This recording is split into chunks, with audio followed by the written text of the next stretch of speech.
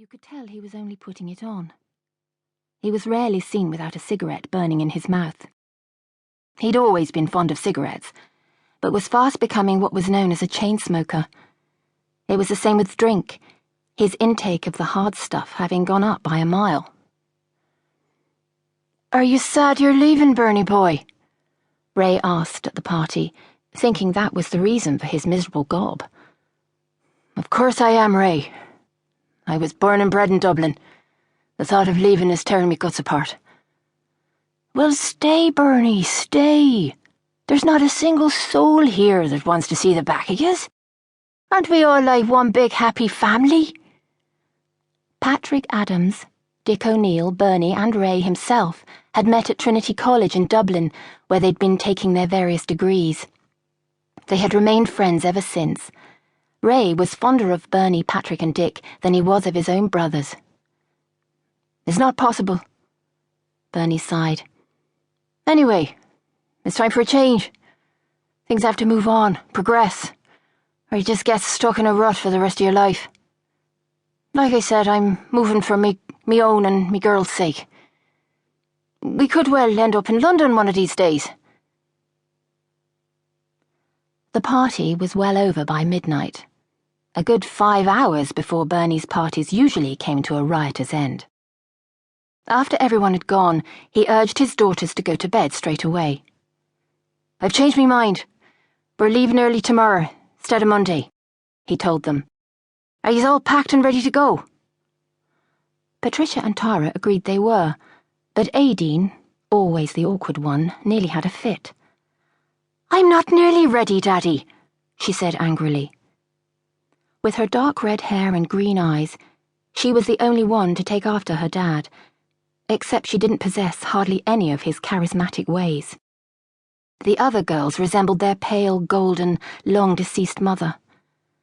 "Then get your sisters to give you a hand," Bernie ordered his middle daughter. "We're leaving promptly at 10 o'clock in the morning, and that's that." Tara gasped in horror. "But what about Mass?"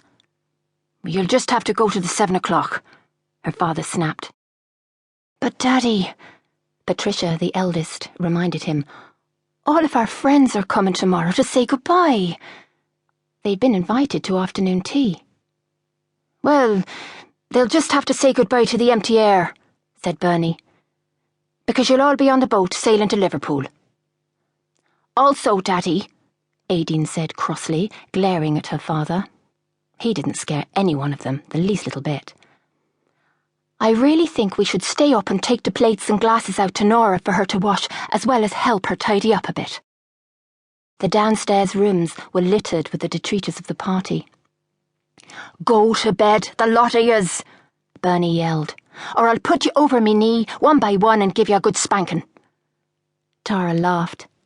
"Just try it, Daddy, and I promise it'll be you who'll get the spanking."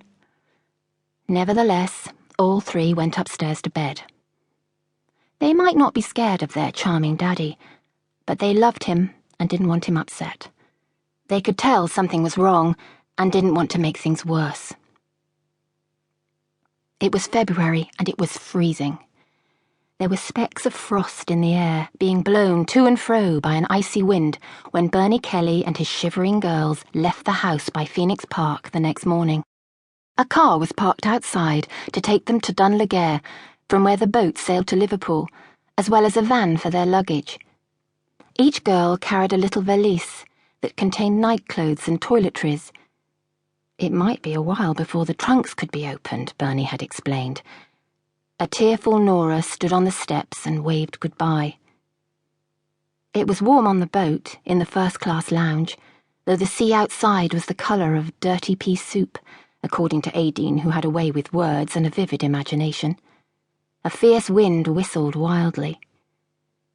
They were thrilled to finally reach Liverpool, though nearly froze to death when they disembarked from the boat and made their way to another car that was to take them to the Adelphi Hotel, where their father had booked a suite on the 2nd floor.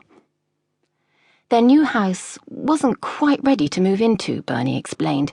There were still 1 or 2 things that had to be done. Fortunately, it only took a jiffy to get to the hotel. "This is nice,"